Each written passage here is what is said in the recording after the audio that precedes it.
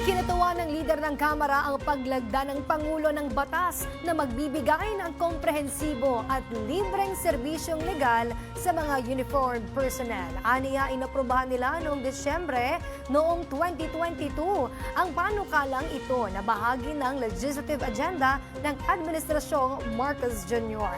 Ang detalye ihahatid ni Kate Renya.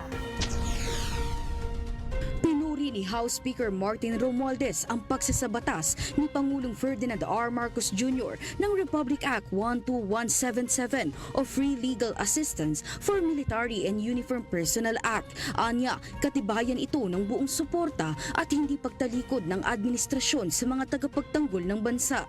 Dagdag pa ni Speaker Romualdez, hindi lang ito basta pagbibigay ng serbisyong legal, kundi pagbibigay din ng peace of mind sa kanila habang ginagawa ang kanilang trabaho. Ayon sa RA 12177, bibigyan ng mga militar, pulis at iba pang uniform personnel ng libreng legal na serbisyo kapag sila'y maharap sa civil, criminal o administrative cases dahil sa pagganap sa kanilang tungkulin. Sakop nito ang mga aktibo, retirado o marangal na humiwalay o discharged personnel ng Armed Forces of the Philippines, Philippine National Police, Bureau of Fire Protection, Bureau of Jail Management and Penology, Philippine Coast Guard, Bureau of Corrections at Namlia Hydrography Branch.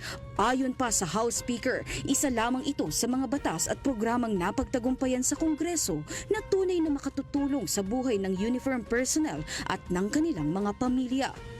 Para sa totoong balita sa Bagong Pilipinas, Kate Renya, Congress News.